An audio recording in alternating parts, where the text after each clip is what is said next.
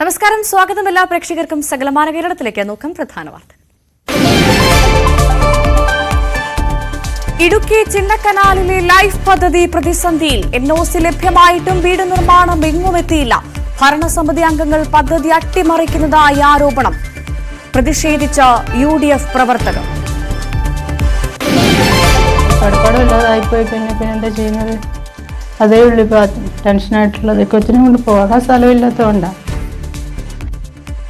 കാസർകോട്ടെ എൻഡോസൾഫാൻ ദുരിതബാധിതർ ജപ്തി ഭീഷണിയിൽ.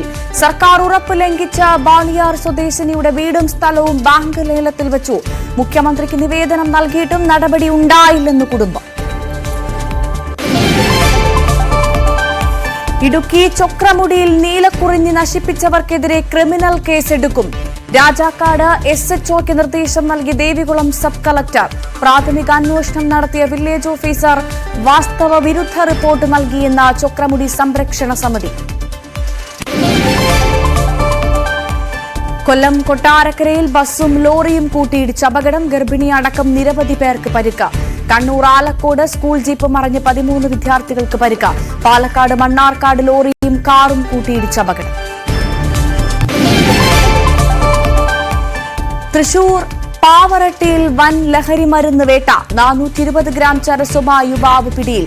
കാസർകോട് 15-കാരനെ പ്രകൃതി വിരുദ്ധ പീഡനത്തിനിരയാക്കിയ KSRTC കണ്ടക്ടർ അറസ്റ്റിൽ.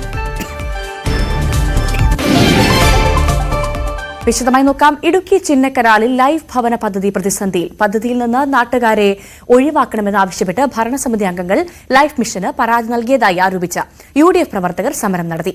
ഇടതുപക്ഷം ഭരിക്കുന്ന പഞ്ചായത്തിലെ ചില ഭരണസമിതി അംഗങ്ങളുടെ നിലപാടിനെതിരെ CPM ഏരിയ കമ്മിറ്റിയും രംഗത്തെത്തി. നിർമ്മാണ നിരോധനം നിലനിൽക്കുന്ന ചിന്നക്കനാലിൽ ലൈഫ് പദ്ധതിയിൽ വീട് നിർമ്മിക്കുന്നതിന് പോലും റവന്യൂ വകുപ്പിന്റെ NOC ആവശ്യമാണ്. ഏതാനും വർഷങ്ങളായി അർഹതപ്പെട്ട പലർക്കും NOC ലഭിക്കാത്തതിനാൽ പദ്ധതി പ്രതിസന്ധിയിലായിരുന്നു.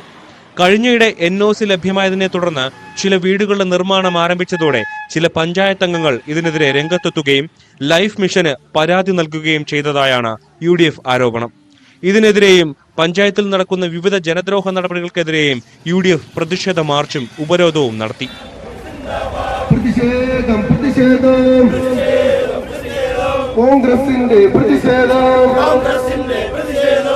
ചില വാർഡുകളിൽ വീട് നിർമ്മാണം ആരംഭിക്കാൻ സാധിച്ചിട്ടില്ല.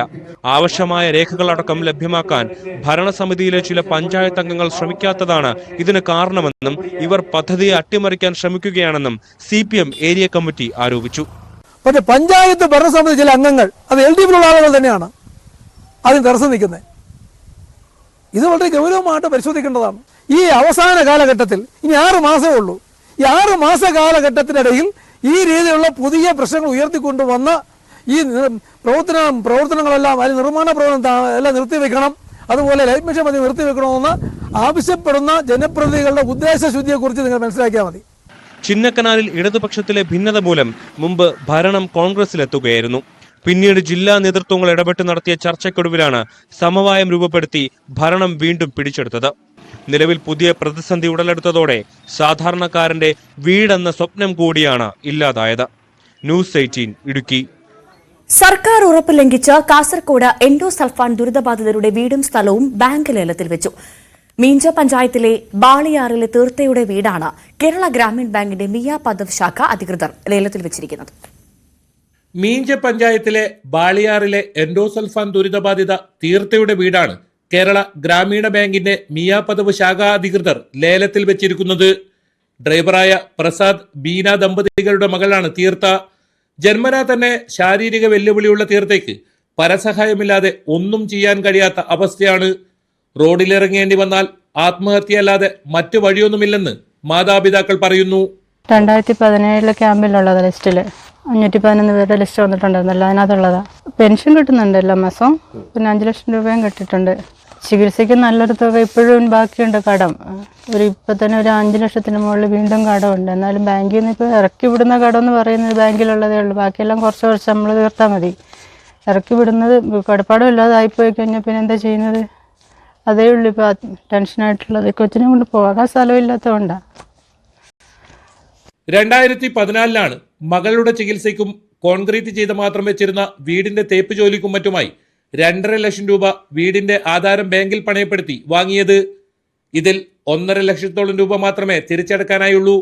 പിന്നീട് ഏതാനും വർഷമായി തിരിച്ചടവ് മുടങ്ങിയതോടെയാണ് ബാങ്ക് അധികൃതർ ജപ്തി നടപടിയുമായി രംഗത്ത് വന്നത്.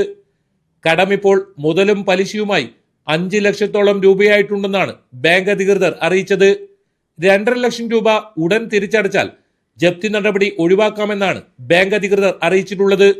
ജപ്തിയിൽ നിന്നും ഒഴിവാക്കണമെന്ന് കാണിച്ച് മുഖ്യമന്ത്രിക്ക് നിവേദനം നൽകിയിട്ടുണ്ടെങ്കിലും മറുപടിയൊന്നും ലഭിച്ചില്ല. സ്ഥലം വിൽപ്പനയ്ക്കെന്ന് കാണിച്ച് ബാങ്ക് അധികൃതർ ഇതിനോടകം ഫ്ലക്സ് ബോർഡ് കെട്ടി. ജപ്തി നടപടികളുടെ പേരിൽ ഒരാളെ പോലും കുടിയിറക്കില്ലെന്ന് സർക്കാർ തന്നെ ആവർത്തിച്ച് പ്രഖ്യാപിക്കുമ്പോഴാണ് കാസർകോട്ടെ എൻഡോസൾഫാൻ ഇരയുടെ കുടുംബം തന്നെ ജപ്തി ഭീഷണി നേരിടുന്നത്. ന്യൂസ് 18 കാസർഗോഡ്. ഇടുക്കി ചൊക്രമുടിയിലെ വിവാദ ഭൂമിയിൽ അതിക്രമിച്ചു കയറി നീലക്കുറിഞ്ഞി നശിപ്പിച്ച സംഭവത്തിൽ ക്രിമിനൽ കേസെടുക്കാൻ നിർദ്ദേശം. നാട്ടുകാരുടെ പരാതിയിൽ ദേവികുളം സബ് കളക്ടറാണ് കേസെടുക്കാൻ നിർദ്ദേശം നൽകിയത്. ഭൂമി കയ്യേറ്റത്തെയും അനധികൃത നിർമ്മാണത്തെയും തുടർന്ന് വിവാദമായ ബൈസൺ വാലി വില്ലേജിലെ ചൊക്രമുടിയിൽ കഴിഞ്ഞ വ്യാഴാഴ്ചയാണ് ഒരു സംഘം അതിക്രമിച്ചു കയറി കാട് വെട്ടിത്തളിക്കുകയും നീലക്കുറിഞ്ഞി വെട്ടി നശിപ്പിക്കുകയും ചെയ്തത്. ഈ കയ്യേറ്റ ശ്രമത്തിനെതിരെ ക്രിമിനൽ കേസെടുക്കാനാണ് ദേവികുളം സബ് കളക്ടർ രാജക്കാട് SHOയ്ക്ക് രേഖാമൂലം നിർദ്ദേശം നൽകിയിരുന്നത്. നേരത്തെ സംഭവത്തിൽ പ്രാഥമിക അന്വേഷണം നടത്തിയ ബൈസൺ വാലി വില്ലേജ് ഓഫീസർ വാസ്തവവിരുദ്ധ റിപ്പോർട്ടാണ് നൽകിയതെന്ന് ചൊക്രമുടി സംരക്ഷണ സമിതി പ്രവർത്തകർ ആരോപിച്ചു. ചൊക്രമുടിയിലെ കയ്യേറ്റം അന്വേഷിക്കാൻ എത്തിയ IG K സേതുരാമന്റെ നേതൃത്വത്തിലുള്ള അന്വേഷണ സംഘം താഴിട്ട് പൂട്ടിയ ഗേറ്റിന്റെ താഴു തല്ലിപ്പൊളിച്ചാണ് സംഘം വിവാദ സ്ഥലത്ത് അതിക്രമിച്ചു കടക്കുകയും 1/2 ഏക്കറിലധികം സ്ഥലത്തെ കാട് വെട്ടുകയും ചെയ്തത്. സംരക്ഷിത സസ്യമായ നീലക്കുറിഞ്ഞി ചെടികളും യന്ത്രം ഉപയോഗിച്ച് നടത്തിയ കാട് വെട്ടലിൽ നശിപ്പിക്കപ്പെട്ടിരുന്നു. ഇത് ശ്രദ്ധയിൽപ്പെട്ട നാട്ടുകാർ സംഘടിക്കുകയും പോലീസിൽ വിവരം അറിയിക്കുകയും കയ്യേറ്റക്കാരെ പുറത്താക്കുകയുമായിരുന്നു. ന്യൂസ് 18 ഇടുക്കി. ഇടുക്കിയിൽ 9ാം ക്ലാസ്സുകാരിയായ 14 വയസ്സുകാരി പ്രസവിച്ചു. ഇടുക്കി ഹൈറേഞ്ചിലെ ഒരു ആശുപത്രിയിലാണ് കുഞ്ഞിന് ജന്മം നൽകിയത്. വയറുവേദന അനുഭവപ്പെട്ടതിനെ തുടർന്നാണ് പെൺകുട്ടിയെ ആശുപത്രിയിൽ എത്തിച്ചത്. പരിശോധനയിൽ ഗർഭിണിയാണെന്ന് തെളിഞ്ഞു. തുടർന്ന് ആശുപത്രിയിൽ പ്രവേശിപ്പിക്കുകയും ആൺകുഞ്ഞിന് ജന്മം നൽകുകയുമായിരുന്നു. ബന്ധുവായ 8ാം ക്ലാസ്സുകാരനുമായി പെൺകുട്ടി പ്രണയത്തിലായിരുന്നു. ഭർത്താവിന്റെ പരസ്ത്രീ ബന്ധം ചോദ്യം ചെയ്തതിന് ഭാര്യയ്ക്ക് ക്രൂരമർദ്ദനം. ആലപ്പുഴ മണ്ണഞ്ചേരി സ്വദേശി സനിലാണ് മർദ്ദിച്ചത്. മർദ്ദനത്തിന്റെ CCTV ദൃശ്യങ്ങൾ പുറത്തുവന്നു. അമ്മയും കുഞ്ഞും ആലപ്പുഴ ജനറൽ ആശുപത്രിയിൽ ചികിത്സ തേടി. കാസർകോട് പ്രകൃതി വിരുദ്ധ പീഡനത്തിന് KSRTC ബസ് കണ്ടക്ടർ അറസ്റ്റിൽ. കുറ്റിക്കോൽ പയ്യങ്ങാനത്തെ P രാജനാണ് അറസ്റ്റിലായത്. കഴിഞ്ഞ മെയ് 10 നീലേശ്വരത്തു നിന്നും കയറിയ 15 വയസ്സുകാരനെ കണ്ണൂരിലേക്കുള്ള KSRTC ബസ്സിൽ ലൈംഗികാതിക്രമത്തിന് ഇരയാക്കിയെന്നാണ് കേസ്. ഫോസ്തൂർ കോടതിയിൽ ഹാജരാക്കിയ പ്രതിയെ റിമാൻഡ് ചെയ്തു. തൃശൂർ പാവറട്ടയിൽ വൻ ലഹരിമരുന്ന് വേട്ട. 420 ഗ്രാം ചരസുമായി യുവാവിനെ പോലീസും ജില്ലാ ലഹരി വിരുദ്ധ സ്ക്വാഡും ചേർന്ന് പിടികൂടി. പൂച്ചക്കുന്ന് സ്വദേശി 28 വയസ്സുള്ള സന്ദീപാണ് അറസ്റ്റിലായത്. പിടികൂടിയ ചരസിന് വിപണിയിൽ ലക്ഷങ്ങൾ വില വരുമെന്ന് പോലീസ് പറയുന്നു. രഹസ്യ വിവരത്തിന്റെ അടിസ്ഥാനത്തിൽ പ്രതിയെ നിരീക്ഷിച്ചു വരികയായിരുന്നു. മേഖലയിലെ സ്കൂൾ വിദ്യാർത്ഥികൾ ഉൾപ്പെടെയുള്ളവരെ കേന്ദ്രീകരിച്ചാണ് പ്രതി ലഹരി വസ്തുക്കൾ വിൽപ്പന നടത്തിയതെന്നും പോലീസ് പറയുന്നുണ്ട്. ഇപ്പോൾ ആർട്ടിഫിഷ്യൽ ഇന്റലിജൻസിന്റെ കാലമാണെങ്കിലും ഇത് ഉപയോഗിച്ചുള്ള തട്ടിപ്പുകളും വ്യാപകമാണ്. കൊല്ലം കൊട്ടാരക്കരയിലെ യുവ പ്രവാസി വ്യവസായിയെ അപകീർത്തിപ്പെടുത്താൻ AI സാങ്കേതിക വിദ്യ ഉപയോഗിച്ചതായും പരാതിയുണ്ട്. കൊട്ടാരക്കര ചെമ്മനാട് സ്വദേശിയും യുവ പ്രവാസി വ്യവസായിയുമായ ആശിഷ് നൽകിയ പരാതിയിലാണ് പോലീസ് അന്വേഷണം ആരംഭിച്ചത്. കിഴക്കേ തെരുവിൽ വ്യവസായത്തിനായി കെട്ടിടത്തിന്റെ നിർമ്മാണം നടന്നുവരവെ CPI പ്രവർത്തകർ 2 ലക്ഷം രൂപ ഫണ്ട് നൽകണമെന്നാവശ്യപ്പെട്ട് ആശിഷിനെ സമീപിച്ച ആരോപണത്തിന്റെ അന്വേഷണം നടന്നുവരവെയാണ് മറ്റൊരു ആരോപണവുമായി വ്യവസായി രംഗത്ത് വന്നിരിക്കുന്നത്. പരാതി നൽകിയതിന്റെ ദേഷ്യത്തിൽ താൻ പീഡനക്കേസ് പ്രതിയാണെന്ന് വരുത്തി തീർക്കുന്ന ശബ്ദ സന്ദേശങ്ങൾ ചിലർ പ്രചരിപ്പിക്കുന്നതായാണ് യുവ വ്യവസായിയുടെ പരാതി. AI ടൂളുകൾ ഉപയോഗിച്ച് ഒരു സ്ത്രീയുടെ ശബ്ദ സന്ദേശം ജർമ്മൻ നമ്പറിൽ വ്യവസായിക്കെതിരെ പ്രചരിപ്പിക്കുന്നതായാണ് ആരോപണം. ചെങ്ങമനാടുള്ള ഒരു പെണ്ണിനെ കൊണ്ട് ജർമ്മനിയിൽ ഇരുന്ന ഒരു ചെറുക്കൻ സംസാരിച്ച് അത് റെക്കോർഡ് ചെയ്ത് മറ്റേന്റെ ബാക്കിയായിട്ട് എല്ലാം ഫോർവേഡ് ചെയ്യുന്ന സംഭവമാണ്. അതിന് ആ സംസാരിച്ച പെണ്ണിനെ നമ്മൾ ഐഡന്റിഫൈ ചെയ്തു. കൊട്ടാരക്കര സ്റ്റേഷനിൽ കേസ് കൊടുത്തു. അപ്പോ സ്റ്റേഷനിൽ നിന്ന് വിളിച്ച് അവളെ എങ്ങനെയെങ്കിലും ഒഴിവാക്കണം, അവളെ മാപ്പുസാക്ഷിയാവും, അവള് തയ്യാറാണ്, സോറി പറയാൻ തയ്യാറാണെന്നാണ് പറഞ്ഞത്. ഇതിനകത്ത് ചെയ്യിപ്പിച്ചതെന്ന് പറഞ്ഞാൽ ഹരി സുരാജും കൂടെ ജർമ്മനിയിലുള്ളവനെ കൊണ്ട് ചെയ്യിപ്പിച്ചാന്ന് അവൻ അവനെ വിളിച്ച് ഇതേപോലെ വിരട്ടിയപ്പം അവൻ വിളിച്ച് പറഞ്ഞു, ഇതേപോലെ എനിക്ക് ഇവിടുന്ന് ഈ സുരാജും ഹരിയും വെങ്കലക്കട സജിയും കൂടാണ് ചെയ്തതെന്നാണ്. വെങ്കലക്കട സജി എന്ന് പറഞ്ഞാൽ എനിക്ക് അപ്ലൈ ചെയ്യാത്ത പോലെ ഇതൊന്നും ഇല്ല. അവരാണ് ഇവർക്ക് കൊടുത്തത്. അങ്ങനെ ഒരു ട്വിസ്റ്റ്, അതായത് അവിടുന്ന് IP അഡ്രസ് വഴി കിട്ടത്തില്ലെന്നൊക്കെയുള്ള രീതിയാണ് ഇവർ ചെയ്തത്. പക്ഷെ ഈ സ്ത്രീയെ കിട്ടിയില്ലായിരുന്നെങ്കിൽ ഇത് ഇങ്ങനെ എല്ലാവരുമായിട്ട് സ്പ്രെഡ് ചെയ്ത് പോകും. ഞാൻ പരാതി പോയിട്ടൊന്നും ഒരു കാര്യമില്ല. ഈ സ്ത്രീയെ കിട്ടിയോണ്ട് മാത്രമാണ് നമുക്ക് അനുകൂലമായിട്ടൊരു ഇത് വന്നത്. സംഭവത്തിൽ കൊട്ടാരക്കര സൈബർ പോലീസിൽ യുവ വ്യവസായി പരാതി നൽകി. സൈബർ സെല്ലിൽ പരാതി കൊടുത്തു. ഇപ്പൊ എന്നെ വിളിച്ചിട്ട് പറഞ്ഞ ആ സ്ത്രീ സോറി പറയാൻ തയ്യാറാണ്. അവരെ ഇങ്ങനെ ഇത്രയൊരു ക്രൈം ചെയ്തത് എന്നെയും ഒരു മിനിസ്റ്ററുടെ ബിനാമിയാണ് ഞാൻ എന്നൊക്കെ സംസാരിച്ചു കഴിഞ്ഞിട്ട് അതിനിപ്പോ അത് നിർത്തിയിട്ട് നമ്മളിപ്പം ഇങ്ങനെ സോറി പറഞ്ഞാൽ തീരുന്ന ഒരു പ്രശ്നമല്ല. കാരണം ഞാൻ ഒരു സമൂഹത്തിൽ ഒരു നല്ലൊരു പോസ്റ്റ് ഒരു ബിസിനസ്സുകാരനാണ്, വളർന്നു വരുന്ന ഒരു ബിസിനസ്സുകാരനാണ്. എനിക്ക് 39 വയസ്സേ ഉള്ളൂ. എനിക്ക് ഇനി വളരെ ഇഷ്ടംപോലെ തോന്നുന്നു. എനിക്കത് വളർന്നു വരുന്നത് എന്നെ ഇപ്പോഴേ എന്നെ ചവിട്ടി താഴ്ത്തി ഇതാക്കുക എന്ന് പറഞ്ഞാൽ എനിക്കത് പറ്റത്തില്ല. എനിക്കുള്ള ഇത് എന്നെ ചവിട്ടി താഴ്ത്തിയോ എന്നെ ആത്മഹത്യ ചെയ്യോ ഞാൻ കൊല്ലിയോ അവരെന്തോ ചെയ്യട്ടെ. ഇനി ഒരു പ്രവാസിക്ക് ഗതി വരാതിരിക്കാൻ വേണ്ടി മാത്രമാണ് ഞാൻ ഇത് തോന്നുന്നത്. നേരത്തെ ആശിഷിനോട് പാർട്ടി ഫണ്ടിലേക്ക് പണം നൽകിയില്ലെന്ന തർക്കത്തെ തുടർന്ന് ആശിഷിനെ മർദ്ദിക്കുകയും കാർ തല്ലിത്തർക്കുകയും ചെയ്തതിന് 6 CPI പ്രവർത്തകർക്കെതിരെ കേസെടുത്തിരുന്നു. ഇതിനെ തുടർന്നാണ് തനിക്കെതിരെ വ്യാജ പ്രചരണം സൃഷ്ടിച്ച് പുറത്തിറങ്ങാൻ കഴിയാത്ത സാഹചര്യങ്ങൾ എതിർവിഭാഗം സൃഷ്ടിക്കുന്നതായ ആരോപണവുമായി ആശിഷ് രംഗത്തെത്തിയത്. അതേസമയം പണം ആവശ്യപ്പെട്ടെന്ന ആരോപണത്തിൽ പാർട്ടിക്ക് ബന്ധമില്ലെന്ന് CPI ചെങ്ങമനാട് ലോക്കൽ കമ്മിറ്റി അറിയിച്ചു. ന്യൂസ് 18 കൊട്ടാരക്കര. പാലക്കാട് ദേശീയപാതയിൽ കൊടക്കാട് കൊമ്പത്ത് ലോറിയും കാറും കൂട്ടിയിടിച്ച് അപകടം. പരിക്കേറ്റ കാർ യാത്രക്കാരനെ നാട്ടുകാർ ചേർന്നാണ് ആശുപത്രിയിലെത്തിച്ചത്. രാവിലെ 7:45 അപകടം. പെരിന്തൽമണ്ണ ഭാഗത്തു നിന്നും മണ്ണാർക്കാട് ഭാഗത്തേക്ക് വരികയായിരുന്ന ലോറിയും എതിർദിശയിലേക്ക് പോവുകയായിരുന്ന കാറും തമ്മിലാണ് കൂട്ടിയിടിച്ചത്. കണ്ണൂർ ആലക്കോട് സ്കൂൾ ജീപ്പ് മറിഞ്ഞ് 13 വിദ്യാർത്ഥികൾക്ക് പരിക്ക്. രയരോം സെന്റ് സെബാസ്റ്റ്യൻസ് ഇംഗ്ലീഷ് മീഡിയം സ്കൂളിലെ വിദ്യാർത്ഥികളുമായി പോവുകയായിരുന്ന ജീപ്പാണ് രാവിലെ 9 മണിയോടെ അപകടത്തിൽപ്പെട്ടത്. പരിക്കേറ്റ വിദ്യാർത്ഥികളെ ആലക്കോട് സഹകരണ ആശുപത്രിയിൽ പ്രവേശിപ്പിച്ചു. ആരുടെയും പരിക്ക് ഗുരുതരമല്ല. കൊട്ടാരക്കര നെല്ലിക്കുന്നത്ത് സ്വകാര്യ ബസും ലോറിയും കൂട്ടിയിടിച്ച അപകടം. ഗർഭിണിയടക്കം നിരവധി പേർക്ക് പരിക്കേറ്റു. 1 മണിയോടുകൂടിയായിരുന്നു ഈ അപകടം സംഭവിച്ചത്. ഓടനാവട്ടം ഭാഗത്തേക്ക് പോവുകയായിരുന്ന ലോറി മുന്നിൽ പോയ കാറിൽ ഇടിക്കാതിരിക്കാൻ പെട്ടെന്ന് ബ്രേക്ക് ചെയ്തതോടെ നിയന്ത്രണം നഷ്ടമായി എതിരെ വന്ന സ്വകാര്യ ബസ്സിൽ ഇടിക്കുകയായിരുന്നു. സ്വകാര്യ ബസ്സിൽ യാത്ര ചെയ്തിരുന്ന 7 പേരെ പരിക്കുകളോടെ കൊട്ടാരക്കര താലൂക്ക് ആശുപത്രിയിൽ പ്രവേശിപ്പിച്ചു. പട്ടാമ്പി കുളപ്പള്ളി IPT റോഡിലൂടെ യാത്ര ചെയ്യുന്നവരാണോ നിങ്ങൾ? എങ്കിൽ മാസ്ക് കരുതുന്നതാകും നല്ലത്. പാലക്കാട് കുളപ്പള്ളി നിവാസികൾ മാത്രമല്ല, വാഹനയാത്രക്കാരും ഇവിടത്തെ പൊടി ശല്യത്തിൽ വലയുകയാണ്. ഏറെ നാളായി തകർന്നു കിടന്നതാണ് പട്ടാമ്പി കുളപ്പള്ളി IPT റോഡ്. നിരന്തര പ്രതിഷേധങ്ങൾക്കൊടുവിൽ റോഡ് നന്നാക്കാൻ തീരുമാനമായി.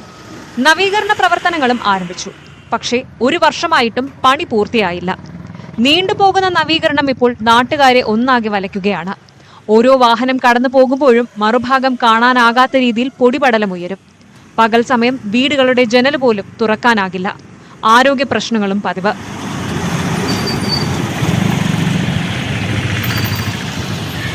വലിയ വാഹനങ്ങൾ പോകുമ്പോൾ കല്ല് ആളുകളുടെ ദേഹത്തും വാഹനങ്ങളിലേക്കും തെറിക്കുന്നു. നവീകരണം അതിവേഗം പൂർത്തിയാക്കുക മാത്രമാണ് ഈ പ്രശ്നങ്ങൾക്ക് പരിഹാരം. ന്യൂസ് 18 പട്ടാമ്പി. അസൗകര്യങ്ങൾക്ക് നടുവിൽ പ്രവർത്തിക്കുന്ന ഒരു പോസ്റ്റ് ഓഫീസ് ഉണ്ട് കൊട്ടാരക്കരയിൽ. 3 വനിതാ ജീവനക്കാർ മാത്രമുള്ള കെട്ടിടത്തിൽ ശൌചാലയമോ വൈദ്യുതി കണക്ഷനോ ഇല്ല. പഞ്ചായത്തിന്റെ കെട്ടിടമാണെങ്കിലും അറ്റകുറ്റപ്പണികൾ പോലും ഇവിടെ ചെയ്യാറില്ല.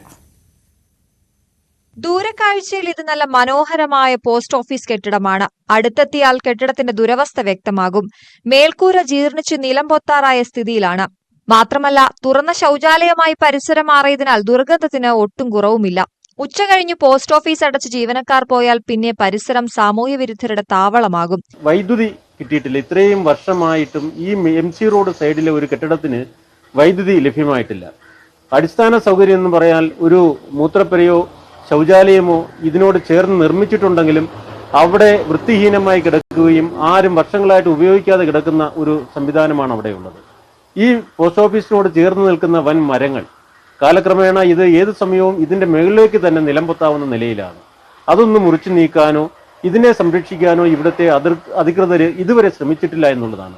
പഞ്ചായത്തിന്റെ ആയാലും മറ്റ് ഡിപ്പാർട്ട്മെന്റിന്റെ ആയാലും ശരി തന്നെ ഒരു അധികാരികളും ഇതിന് വേണ്ടുന്ന ശ്രദ്ധ കൊടുക്കുന്നില്ല എന്നുള്ളതാണ് ഇതിന്റെ യാഥാർത്ഥ്യം. നമ്മൾ ഒരുപാട് പേർക്ക് പരാതി കൊടുക്കുകയും ഒക്കെ ചെയ്തിട്ടുണ്ടെങ്കിലും ഇതിന് വേണ്ടുന്ന ഇവിടെ വർക്ക് ചെയ്യുന്ന ജീവനക്കാർക്ക് ഒന്ന് നേരെ ചൊവ്വേ, കാരണം വെച്ചാൽ കുറച്ച് സമയം കഴിഞ്ഞാൽ ഇവരുടെ പ്രവർത്തന സമയം കഴിഞ്ഞാൽ ഇവിടെ പിന്നെ സാമൂഹിക വിരുദ്ധ പ്രവർത്തനങ്ങളാണ് നടക്കുന്നത്. നമുക്ക് ഇതിന് ചുറ്റും നോക്കിയാൽ കാണാം. കുപ്പിയും ഗ്ലാസും ഒക്കെ ഇത് വേസ്റ്റ് വലിച്ചെറിയുകയും 24 മണിക്കൂറും വരുന്നവരും പോകുന്നവരും ഇതിന്റെ പുറകിലൊക്കെയാണ് മറ്റു കാര്യങ്ങളെല്ലാം അവർ നടത്തിയിട്ട് പോകുന്നത്. കെട്ടിടത്തിൽ വൈദ്യുതി ലഭിക്കാത്തതിനാൽ അനുവദിച്ച കമ്പ്യൂട്ടറും തിരികെ കൊടുക്കേണ്ട അവസ്ഥയിലായി. മേൽക്കൂരകൾ ചോർന്നൊലിക്കുന്നതിനാൽ ഫയലുകൾ സൂക്ഷിക്കാൻ പോലും കഴിയാറില്ല.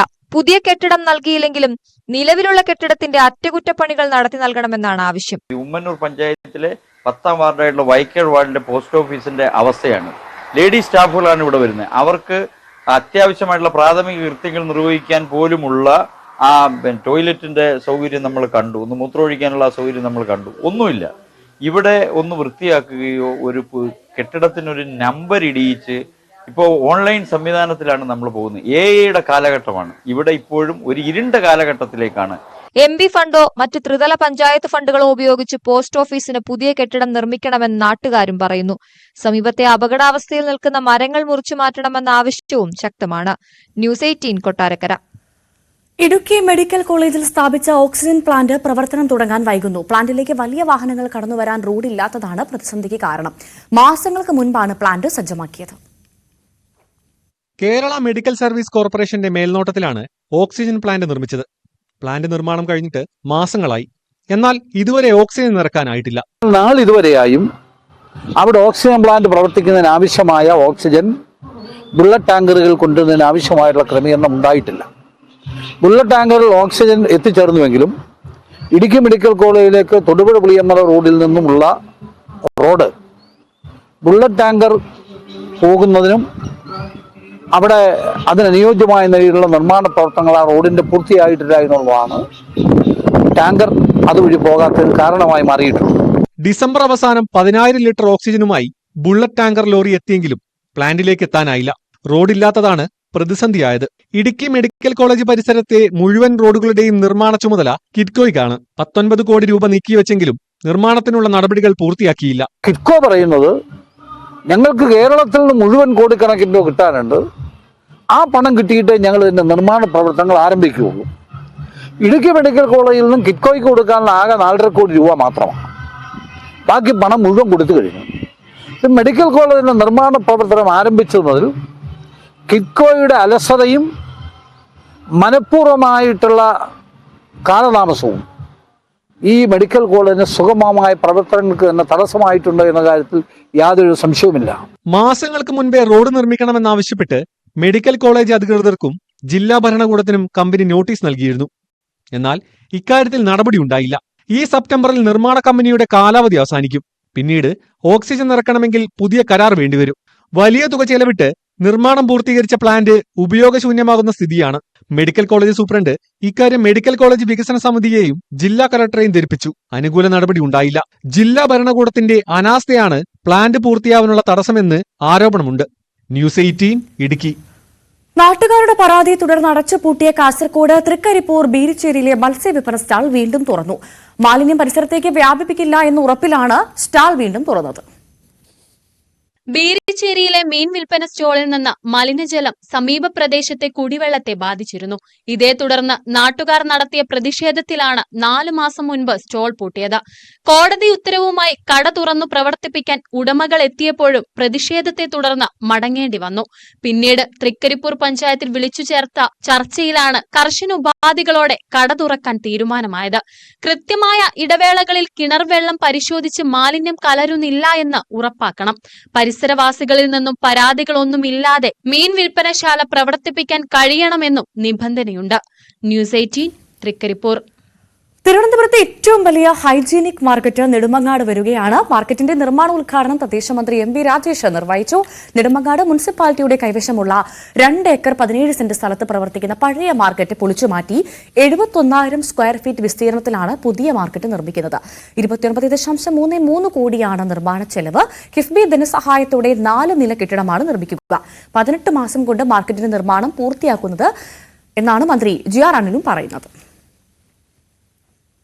അതിരപ്പള്ളി വൈറ്റിലപ്പാറയിൽ കാട്ടാന വ്യാപകമായി കൃഷി നശിപ്പിച്ചു. ഇന്ന് പുലർച്ചെയാണ് ഒറ്റയാൻ വെറ്റിലപ്പാറ മേഖലയിലെത്തിയത്. മുണ്ടക്കൽ ജോർജിന്റെ കൃഷിയിടത്തിലെ തെങ്ങും കവുങ്ങും വാഴയും കാട്ടാന നശിപ്പിച്ചു. മോട്ടോർ ഷെഡ് തകർത്തു. തെങ്ങ് മറിച്ചിട്ടതോടെ വൈദ്യുതി വിതരണവും മുടങ്ങി. കാടിറങ്ങുന്ന വന്യമൃഗങ്ങളുടെ ഭീഷണിയിലാണ് പത്തനംതിട്ട ചിറ്റൂർ നിവാസികൾ. രാത്രിയും പകലുമെന്നില്ലാതെ ആനയും പന്നിയും ഉൾപ്പെടെയുള്ള കാട്ടുമൃഗങ്ങൾ ജനവാസ മേഖലയിൽ എത്തുന്നതിനാൽ എന്തു ചെയ്യണമെന്നറിയാത്ത പകച്ചു നിൽക്കുകയാണ് ഇവിടുത്തെ നാട്ടുകാർ. കാട്ടാനകളുടെ മുന്നിൽ നിന്നും തലനാരിഴയ്ക്ക് രക്ഷപ്പെട്ടവരും ഇവിടെ ഏറെയുണ്ട്. വനത്താൽ ചുറ്റപ്പെട്ട പ്രദേശമാണ് പത്തനംതിട്ടയിലെ ചിറ്റാർ. കർഷകരാണ് ഭൂരിഭാഗവും. രാത്രിയും പകലും വന്യമൃഗങ്ങൾ ജനവാസ മേഖലയിൽ എത്തുന്നതിനാൽ ജീവിക്കാൻ കഴിയാത്ത അവസ്ഥയാണ്. ആനയും പന്നിയും ഉൾപ്പെടെയുള്ള വന്യമൃഗങ്ങളാണ് ഇവരുടെ സ്വൈര്യജീവിതം ഇല്ലാതാക്കുന്നത്. പകൽ സമയങ്ങളിൽ പോലും പുറത്തിറങ്ങാൻ കഴിയാത്ത അവസ്ഥ. നിരവധി തവണ പരാതി പറഞ്ഞിട്ടും വനം വകുപ്പ് അധികൃതർ നടപടി സ്വീകരിക്കുന്നില്ലെന്ന് നാട്ടുകാർ പറയുന്നു. 353 കുടുംബങ്ങൾ താമസമുണ്ട്. ഈ താമസം വയ്ക്കുന്ന ആൾക്കാർക്കെല്ലാം പുറംലോകവുമായിട്ട് ബന്ധപ്പെട്ടെങ്കിൽ മാത്രമേ അവരുടെ ദൈനംദിന ജീവിതത്തിന് വേണ്ടുന്നതായിട്ടുള്ള കാര്യങ്ങൾ കണ്ടെത്തുന്നതിന് ചെലവിന് വേണ്ടുന്ന സാമ്പത്തിക കണ്ടെത്താൻ പറ്റത്തുള്ളൂ. പക്ഷെ അവിടെ പോയിട്ട് വരുമ്പോഴൊക്കെ തിരിച്ചു വീട്ടിൽ വരാൻ പറ്റുമോ എന്നുള്ള ഒരു ഭയത്തിലാണ് ജനങ്ങൾ രാവിലെ വീട്ടിൽ നിന്ന് കടന്നു പോകുന്നത്. വനമേഖലയിലൂടെയുള്ള യാത്രയിൽ പലപ്പോഴും കാട്ടാനകളുടെ മുന്നിൽ അകപ്പെട്ടവരുണ്ട്. ഭാഗ്യം കൊണ്ട് മാത്രം രക്ഷപ്പെട്ടവരും ഏറെയാണ്. കാർഷിക മേഖലയായതിനാൽ കാട്ടുപന്നി ശല്യവും രൂക്ഷമാണ്. കൃഷി ചെയ്താൽ പോലും വിളവെടുക്കാൻ കഴിയാത്ത അവസ്ഥ. ഈ 6 കിലോമീറ്റർ ദൂരം വനമാണ്. അതാണ് ഏറ്റവും വലിയ ബുദ്ധിമുട്ടായിട്ട് എടുക്കുന്നത്. കാര്യം സ്കൂളിൽ പോകുന്ന പിള്ളേരും കോളേജിൽ പോകുന്ന പിള്ളേരും എല്ലാം ഇവിടുന്ന് രാവിലെ 2 വീലറിലൊക്കെയാണ് പോകുന്നത്. അപ്പോൾ 8 മണിക്ക് പോയപ്പോഴേ ഇപ്പം അപകടം ഉണ്ടായത്. ഇപ്പം കഷ്ടിച്ച് രക്ഷപ്പെട്ടെന്നേ ഉള്ള ഇപ്പം ബൈക്കിൽ പോയവന്. കാര്യം അവൻ ആന വളവിന് തിരിഞ്ഞു വരുന്ന കണ്ടുകൊണ്ട് ബൈക്ക് നിർത്തിയിട്ട് അവൻ മുന്നോട്ട് എടുത്ത് വന്നപ്പോഴത്തേക്ക് പുറകെ വന്നിട്ട് ബൈക്ക് തട്ടി തെറിപ്പിച്ചിട്ട് 10-30 മീറ്റർ മുന്നോട്ട് റോഡിൽ കൂടെ നിരങ്ങി ബൈക്ക് പോയി. എന്നിട്ട് ഇവരുടെ പുറകെ പോയി. ഒരു 2 മീറ്ററിന്റെ വ്യത്യാസത്തിൽ ആന ഇവനും കൂടെ റോഡ് താഴോട്ട് ചാടിയത്. അങ്ങനെ രക്ഷപ്പെട്ടതിന് അവനൊരു മരത്തിന്റെ ഒട്ടി കൂടെ ആയിട്ട് അത് ഇപ്പുറത്തൂടെ ചാടി. അങ്ങനെ രക്ഷപ്പെടുമായിരുന്നു. കാട്ടാന ആക്രമണത്തിൽ ജീവൻ നഷ്ടപ്പെട്ട കുടുംബങ്ങളും ഇവിടെയുണ്ട്. പകൽ സമയങ്ങളിൽ സ്കൂളിൽ പോകുന്ന കുട്ടികൾ തിരിച്ചു വരുന്നവരെ മാതാപിതാക്കളുടെ ഉള്ളിൽ തീയാണ്. ഇക്കാര്യത്തിൽ അധികൃതരുടെ കൃത്യമായ ഇടപെടലാണ് നാട്ടുകാരുടെ ആവശ്യം. ന്യൂസ് 18 പത്തനംതിട്ട. പച്ചക്കറി കൃഷിയിൽ പുതിയ പരീക്ഷണവുമായി കാസർഗോഡ് തോട്ടവിള ഗവേഷണ കേന്ദ്രം അജാനൂർ കൊളവയൽ പാടത്ത് ഡ്രോൺ ഉപയോഗിച്ച് ജൈവവളം തളിച്ചു. ഇതിലൂടെ പുതിയ സാങ്കേതികവിദ്യ കർഷകർക്ക് പരിചയപ്പെടുത്തുകയാണ് ലക്ഷ്യം. അജാനൂർ കൊളവയലിലാണ് നോക്കത്താ ദൂരത്തോളം പരന്നുകിടക്കുന്ന ഈ ചീരപ്പാടം. ഒക്ടോബറിലാണ് കൃഷി തുടങ്ങുക. 5 മാസത്തോളം പരിപാലനം. പൂർണ്ണമായും ജൈവവളമാണ് ഉപയോഗിക്കുന്നത്. പാടശേഖരത്തിൽ പരീക്ഷണാടിസ്ഥാനത്തിൽ ഡ്രോൺ വഴിയാണ് ജൈവവളം തളിച്ചത്. CPCRI കൃഷി വിജ്ഞാൻ കേന്ദ്രത്തിലെ ശാസ്ത്രജ്ഞർ നേതൃത്വം നൽകി. പുതിയ സാങ്കേതിക വിദ്യ കർഷകർക്ക് പരിചയപ്പെടുത്തുകയാണ് ലക്ഷ്യം. നമുക്ക് ഇങ്ങനെ ഒരു ടെക്നോളജി, ഡ്രോൺ എന്ന് പറഞ്ഞൊരു ടെക്നോളജി ഉണ്ട്. അത് വെച്ച് നമുക്ക് ഏകദേശം ഒരു 6 മിനിറ്റ് കൊണ്ട് 1 ഏക്കർ സ്ഥലം നമുക്ക് കവർ ചെയ്യാനായിട്ട് പറ്റും. അപ്പം ഇപ്പോഴത്തെ ഒരു സാഹചര്യത്തിൽ നമുക്ക് തൊഴിലാളി ലഭ്യത കുറവാണ്, അല്ലെങ്കിൽ നമ്മൾ ഉപയോഗിക്കുന്ന മരുന്നിൻ്റെ അളവ് വളരെ കൂടുതലാണ്, അല്ലെങ്കിൽ വളത്തിൻ്റെ അളവ് വളരെ കൂടുതലാണ്. അപ്പോൾ ഇതൊക്കെ നിയന്ത്രിക്കാനായിട്ടും നമുക്ക് ഈ ഒരു സ്പ്രേ ടെക്നോളജി കൊണ്ട് നമുക്ക് വളരെ സാധിക്കും. മണ്ണിര കമ്പോസ്റ്റ് നിർമ്മാണ വേളയിൽ ലഭിക്കുന്ന വെർമി വാഷാണ് പച്ചക്കറി പാടത്ത് തളിച്ചത്. 6 മുതൽ 10 മിനിറ്റിനുള്ളിൽ 1 ഏക്കർ സ്ഥലത്ത് ഡ്രോൺ വഴി മരുന്ന് തളിക്കാൻ പറ്റും. 25 കിലോ ഭാരമുള്ള ഡ്രോണിന് 10 ലിറ്റർ മരുന്ന് വഹിക്കാനുള്ള ശേഷിയുമുണ്ട്. ഉയർന്ന മർദ്ദത്തിൽ സൂക്ഷ്മ കണികകളായി വളം തളിക്കുന്നതിനാൽ വളത്തിന്റെ അളവ് കുറയ്ക്കാനുമാകും. ചെടികളുടെ തലപ്പിൽ നിന്ന് 1 മീറ്റർ മുതൽ 2 മീറ്റർ വരെ ഉയരത്തിലാണ് ഡ്രോൺ പറത്തി മരുന്ന് തളിക്കുന്നത്. പൂർണ്ണമായും ചാർജ് ചെയ്ത ബാറ്ററി ഉപയോഗിച്ച് 15 മിനിറ്റോളം ഡ്രോൺ പറത്താനുമാകും. നൂതനമായ രീതിയിൽ CPCRI പുതിയ ഒരു പ്രോജക്റ്റ് എന്ന രീതിയിൽ നമ്മളെ ഡ്രോൺ ഉപയോഗിച്ചാണ് ഇപ്പോൾ കണ്ടുവല്ലവരും ആ രീതിയിലേക്കുള്ള ഒരു ബിസിനസ് ആണ് തെളിയിക്കുന്നത്.